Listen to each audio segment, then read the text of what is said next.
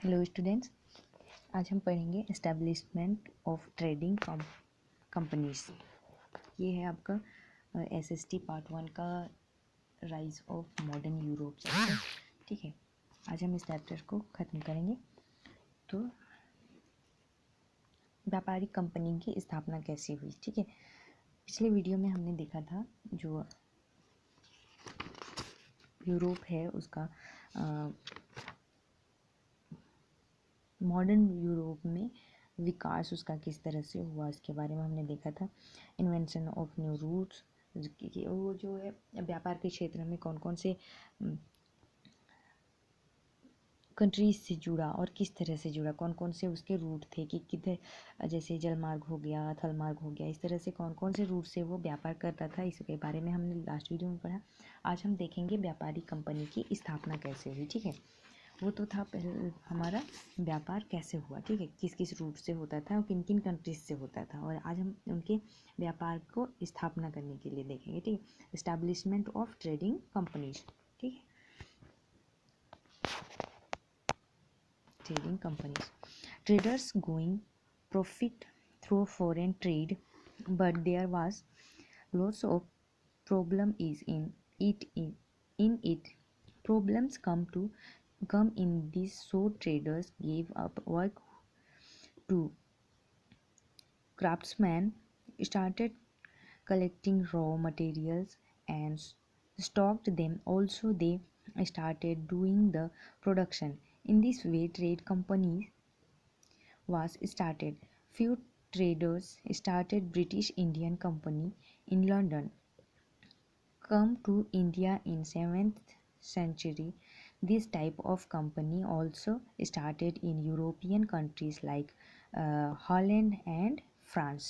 तो यहाँ बोल रहा है जो व्यापारियाँ होते हैं वो विदेशी व्यापार से क्या है, बहुत सारे लाभ लेते हैं। ठीक है,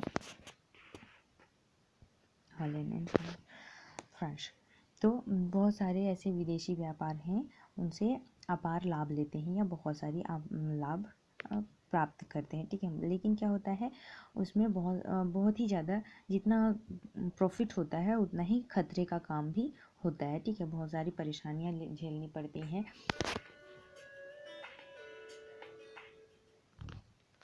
बहुत सारी परेशानियाँ भी झेलनी पड़ती है प्रॉफिट के साथ साथ। ठीक है, तो इन्हीं कठिनाइयों से बचने के लिए व्यापारी कारीगरों को काम देने और फिर जो कच्चे माल होते हैं उनको तैयार करने के लिए, वो उनका भंडारण करने के लिए सामूहिक रूप से लोगों को काम करवाने का जो भी एक कंपनी का स्थापना करते हैं। ठीक है, यहाँ हम देख रहे हैं एस्टैब्लिशमेंट ऑफ ट्रेडिंग कंपनीज। तो कंपनी की स्थापना करने के लिए तो जो भी परेशानियाँ आती थी उन सभी चीज़ों को ही सॉल्व करने के लिए, उन परेशानियों को उनका सामना करने के लिए ही वो जो भी उनके जो व्यापार के सामान हुआ करते थे, कच्चे माल हुआ करते थे, इन सभी चीज़ों को या फिर जितने भी जो जिन जिन चीज़ों की व्यापार होती थी उनको बनाने वाले जो कारीगर होते हैं उन सभी का ग्रुप में डिवाइड कर दिया गया और फिर सामूहिक रूप से उन कार्यों को करने के लिए मदद लिया गया। ठीक है, तो और इस कंपनी का स्थापना आरंभ हुआ। ठीक है, तो यहाँ बोल रहा है 17th century few traders started British Indian Company in London. Come to Indian 17th century. 17वीं शताब्दी के आरंभ में व्यापार के लिए भारत में आए ब्रिटिश और ईस्ट इंडिया कंपनी। ठीक है, तो ये लंदन के कुछ व्यापारियों से मिलकर इन सारी कंपनियों का क्या हुआ था, स्थापना हुआ था। ठीक है, फ्रांस और हॉलैंड यूरोपीय देशों में से इस प्रकार की व्यापार लोग भी, ये फ्रांस और हॉलैंड भी यूरोपीय देशों के साथ साथ इस प्रकार के जो भी कंपनीज होते हैं उनको स्थापना करने की।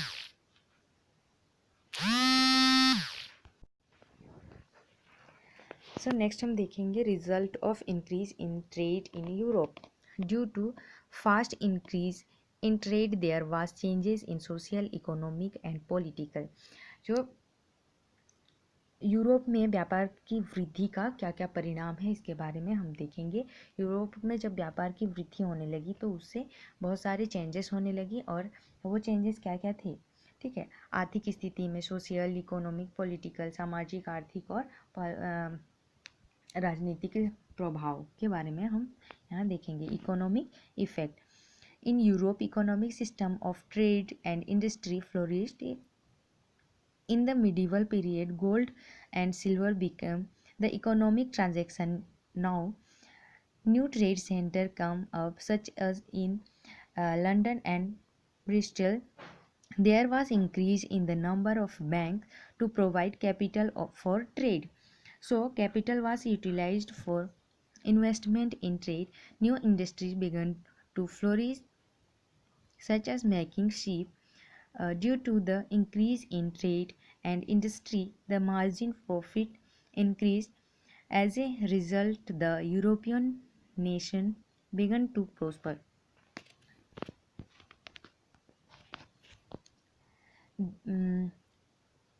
यूरोपीय अर्थव्यवस्था में व्यापार का तथा उद्योगों का महत्व बहुत ही ज़्यादा बढ़ने लगा और मध्य काल मॉडर्न मिडिवल पीरियड में, ठीक है, मध्यकाल में प्रचलित जो भी वस्तुएं थी उनकी विनिमय की पद्धति के स्थान पर जो सोना, चांदी, सिक्के, इन सभी के आर्थिक लेन देन के जो माध्यम थे वो बनते चले गए, ठीक है। और ब्रिस्टल और लंदन जैसे अनेक नए व्यापारी केंद्रों का स्टार्ट होने लगा। व्यापार के लिए पूंजी उपलब्ध कराने वाले जो बैंक होते हैं उन बैंकों की संख्या में भी वृद्धि होने लगी, क्योंकि व्यापार बढ़ने लगी तो बैंकों की संख्या भी बढ़ने लगी, ठीक है। व्यापार में बहुत अधिक पूंजी नियोजन होने लगा। जहाज निर्माण जैसे व्यापार से जुड़े अनेक नए नए उद्योगों का आरंभ होने लगा व्यापार में, और बहुत सारे ऐसे उद्योगों की वृद्धि होने लगी और इसके कारण यूरोप को बहुत ही सारा आर्थिक लाभ प्राप्त होते गया, ठीक है। तो इस तरह से जो यूरोपीय राष्ट्र है वो अधिक संपन्न और समृद्ध होने लगा, ठीक है। नेक्स्ट हम देखेंगे social effects. Due to the increase in trade, many occupation related to it came into existence, such as banker, broker, clerk, and accountant. We call this class as middle class people. Skilled workers and producers also come under this class. This type of class is not tied with the bondage of superstitions and tradition. These people are eager to know new things. In this way, middle class become the backbone of modern societies. सामाजिक प्रभाव, ठीक है, social effect. तो समाज में किस तरह से इफेक्ट पड़ा व्यापार के बढ़ने से, ठीक है। व्यापारियों से संबंधित अनेक व्यवसायों की वृद्धि के फलस्वरूप जो लिपिक थे, बैंकर्स, दलाल जो भी होते हैं, ब्रोकर्स जो जिनको कहा जाता है, तो इन सभी लोगों का क्या हिसाब किताब लिखने वाले जैसे व्यावसायिक जो वर्ग के लोग थे उनका अस्तित्व में उनका आने का वो हुआ, ठीक है। कि अब काम बढ़ेगा तो लोग भी अधिक चाहिए, तो उनके काम के आधार पर उनका नाम दिया, जैसे बैंकर हो गए, ब्रोकर हो गए, लिपिक्स हो गए, तो इस तरह से उनको काम मिलने लगा, ठीक है। जिन्हें क्या कहा जाता था, मध्यम वर्गीय कहा जाता था या मिडिल क्लास फैमिली कहा जाता था, ठीक है। कुशल कारीगर और निर्माता भी इस समुदाय में जुड़ते थे। जो जिन भी चीज़ों का व्यापार किया जाता था तो उन सभी चीज़ों को बनाने वाले जो भी लोग होते थे उनको क्या कहते थे, कारीगर कहा जाता था। तो उन सभी लोगों को भी प्रॉफिट मिलने लगा, क्योंकि व्यापार बढ़ रहा है तो प्रॉफिट तो उनको भी होगा ना। इसी तरह से जो मिडिल क्लास होते थे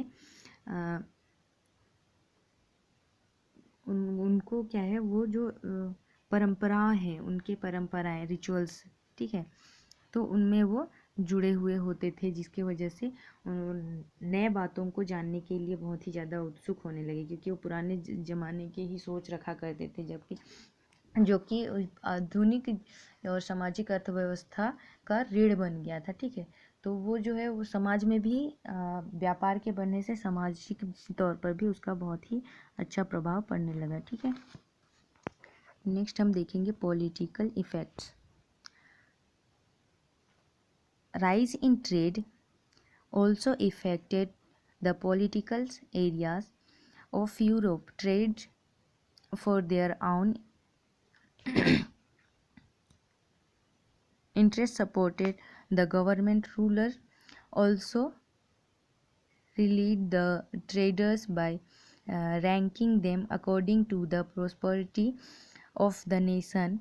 With this business class got important and respect in the country. With the rise of trade in Europe, decline in feudalism took place and system was established known as the modern society। तो राजनीतिक तौर पे किस तरह से इसका प्रभाव पड़ा। व्यापार वृद्धि का प्रभाव यूरोप के राजनीतिक क्षेत्र में भी बहुत ही अधिक मात्रा में पड़ा।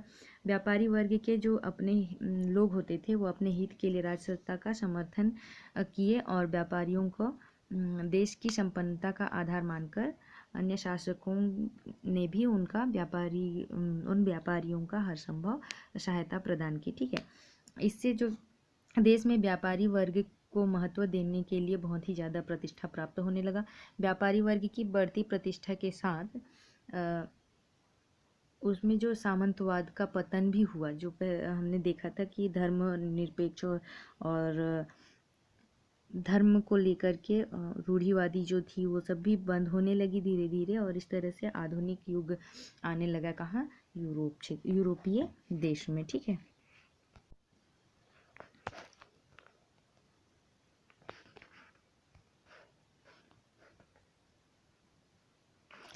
which gave birth to third group and large number of labor society including rich and middle class. Rich the owner of the factories and industries, and they use raw materials for the production of goods.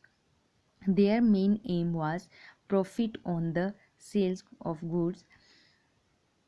The main control was in their hand. Workers used to work under their ownership and used to draw salary.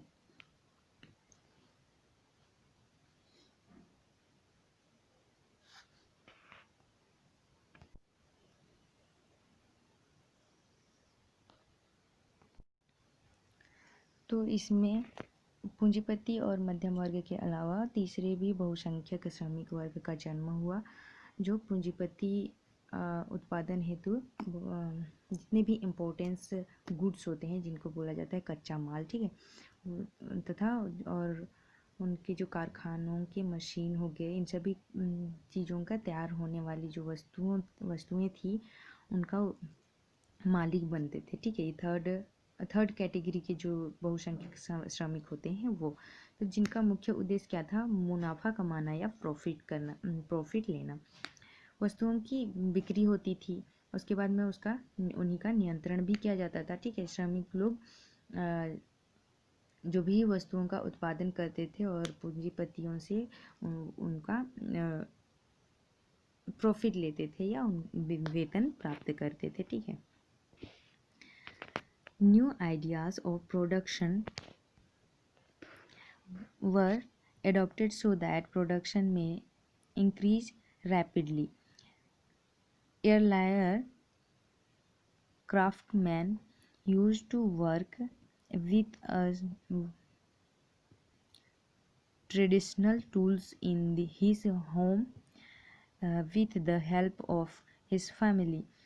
The essential raw materials they used to get from the traders, but the system of household production was very slow and it cannot fulfill the ever increasing market demands.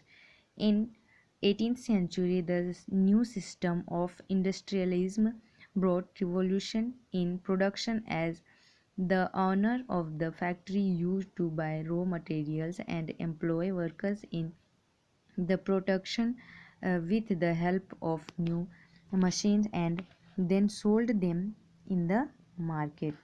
तो यहाँ क्या बोल रहा है, जो व्यापारिक समुदाय ने अ, के लोग थे वो उत्पादन प्रणाली में सुधार लाते थे, ठीक है, सुधार लाए, और जिससे क्या होता था कि कम समय में ज़्यादा सामान तैयार किया जा सकता था। और पहले जो कारीगर थे वो अपने औजारों से अपने घरों में अपने परिवार के सदस्यों की मदद से क्या करते थे, अपना काम कंप्लीट करते थे और उन्हें आवश्यक कच्चा माल व्यापारियों से प्राप्त होता था, ठीक।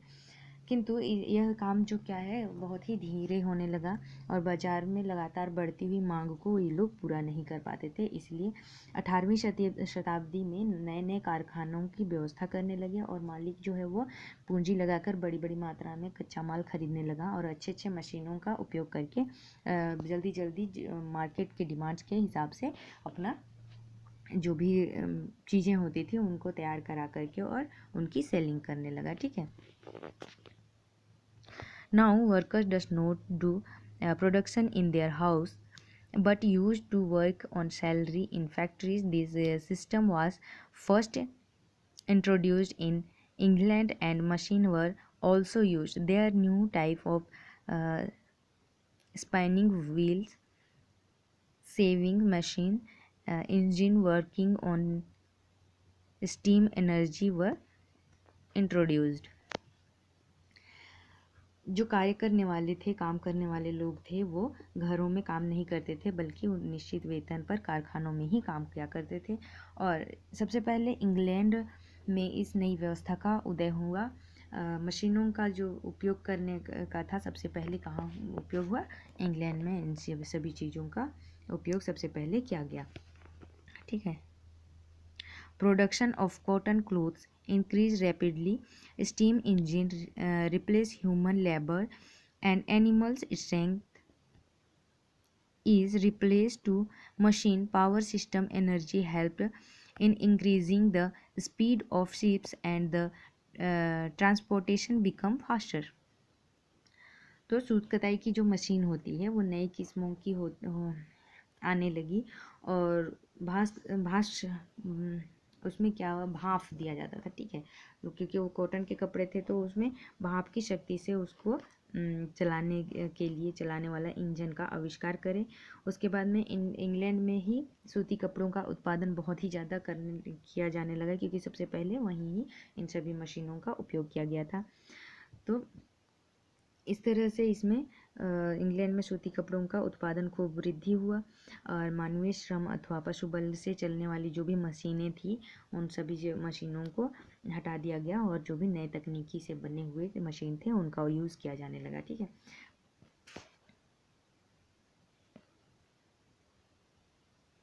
New era of development, rapid increase in the production of industries with the help of machine is known as industrial revolution. विकास के इस नए दौर को कारखानों में मशीनों की मदद से वस्तुओं का बेहिसाब उत्पादन और औद्योगिक क्रांति का नाम दिया गया, ठीक है। In the past 18th century industrial revolution was established in England which spread in other countries of Europe. In future use of electricity and blast furnace has helped to cast iron. 18वीं शताब्दी के उत्तरार्ध में England से शुरू होने वाली औद्योगिक क्रांति यूरोपीय देशों के उत्पादन प्रणाली को भी बहुत ज़्यादा प्रभावित करने लगी। आगे चलकर बिजली और धमन भट्टी, ठीक है, electricity and furnace, blast furnace, दमन भट्टी जिसे कहते हैं, उनका आविष्कार लोहे की ढलाई और ऐसे बहुत सारे मुश्किल काम को करने के लिए आसान बना दिया, ठीक है। In this manner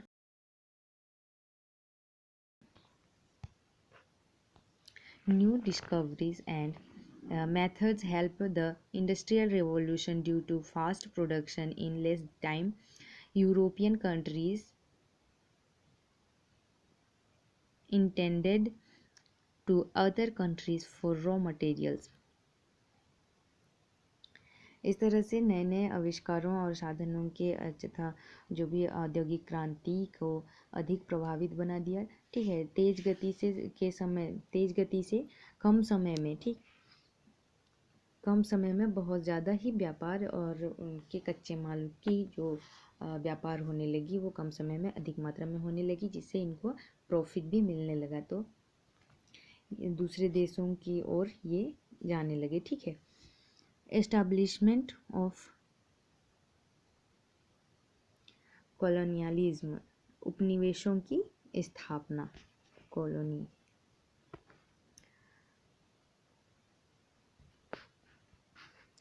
European people first of all landed over the prosperous state of American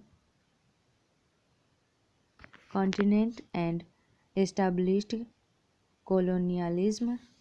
Spain established its region in southern and Central America. England established its colony in North America and coastal areas of Atlantic Ocean.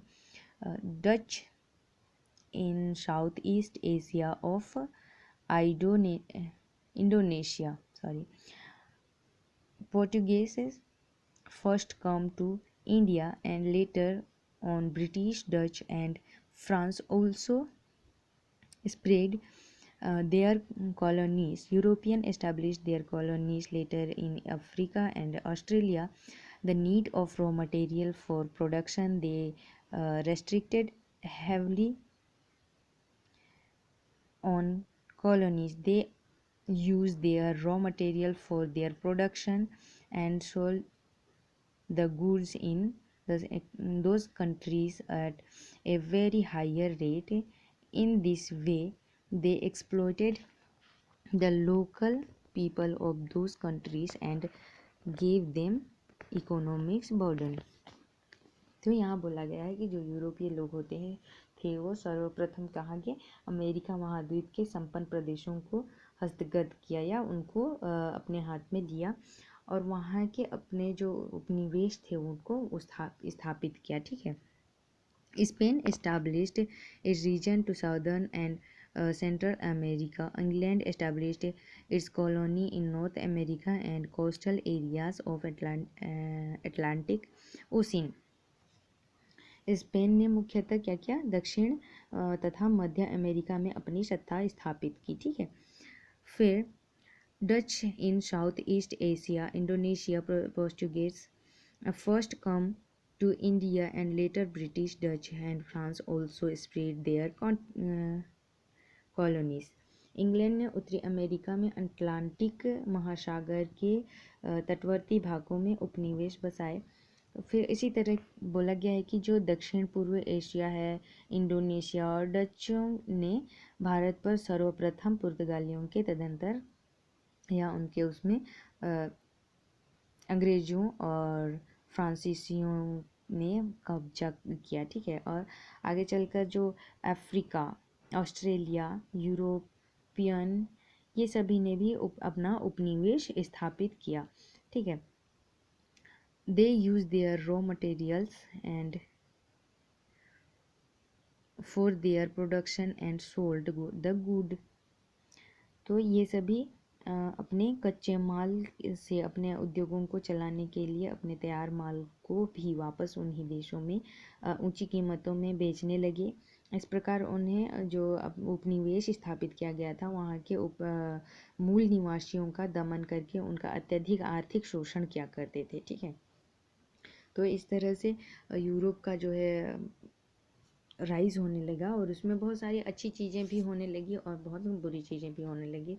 तो उनका उदय हुआ, फिर उसमें बहुत सारे जो प्राचीन काल की जो मान्यताएं थी उन सबको हटा करके फिर राजा महाराजाओं के द्वारा वो शासन चलाने लगे। उसके बाद में फिर उसमें व्यापार हो गया, स्टार्ट होने लगा। फिर व्यापार अपने राज्य अपने कंट्री से अलग अदर कंट्रीज में भी अपना व्यापारिक स्थिति को बढ़ाने लगे और दूर दूर तक अपने कच्चे माल को सेलिंग करने लगे, ठीक है। और इसी तरह से उनमें बहुत सारे जैसे सामाजिक, पॉलिटिक्स एंड इकोनॉमिक्स इफेक्ट वगैरह होने लगी। तो सब चीज़ों के बारे में हमने यहाँ देखा, ठीक है। तो इसको आप थोड़ा ध्यान से पढ़िएगा। The establishment and extension of the colonies is known as colonialism। तो what is colonies बोलने से the establishment of and extension of the colonies is known as colonialism। तो उपनिवेशों की संबंधित इस नीति को ही उपनिवेशवाद कहा जाता है या कॉलोनियलिज्म कहा जाता है, ठीक है। As a result to colonialism in European countries, increased trade leads to more interest in earning. Colonialism has two great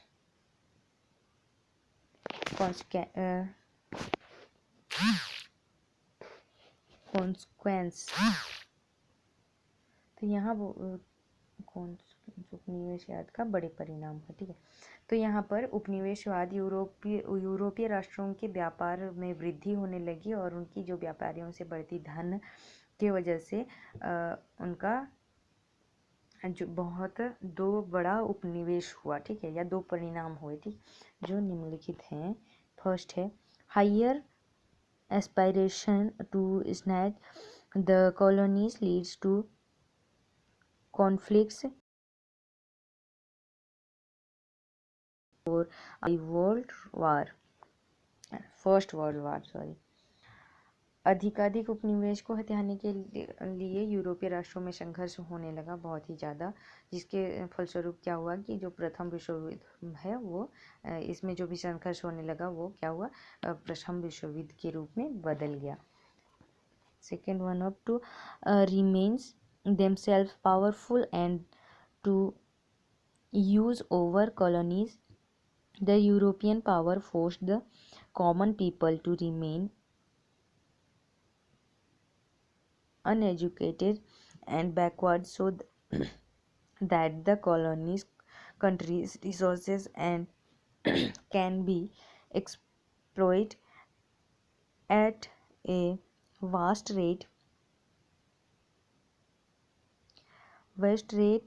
and common people there were thrown in the darkness of illiteracy and backwardness। That means अपने अधीनस्थ उपनिवेशों का जो अधिकार जमाया गया था यूरोपीय शक्तियों ने उनकी जनता को अशिक्षित और पिछड़ा हुआ बनाए रखा और औपनिवेशिक राष्ट्रों के समग्र संसाधनों का भरपूर शोषण किया, ठीक। बल्कि उनके जो अशिक्षा और पिछड़ेपन का जो भी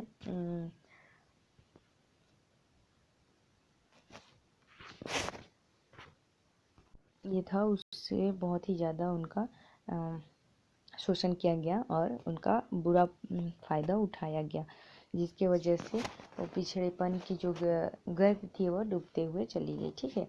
और इस तरह से वो बहुत ही बुरा प्रभाव पड़ने लगा इसका। तो ये था यूरोप का उदय, यूरोप में औद्योगिक क्षेत्र का उदय, ठीक है। तो ये चैप्टर यहाँ आपका ख़त्म होता है। अब हम इसमें से जो भी अभ्यास जो भी मतलब एक्सरसाइज दिए गए हैं उनको करेंगे। ये चैप्टर ख़त्म होता है। कुछ इसमें मेन ऐसे इम्पोर्टेंट चीज़ें हैं उनको एक बार रिवाइंड कर लेंगे। Thank you guys. Next day हम इसका एक्सरसाइज इसका जो भी आंसर क्वेश्चन दिया गया है उसको करेंगे, ठीक है।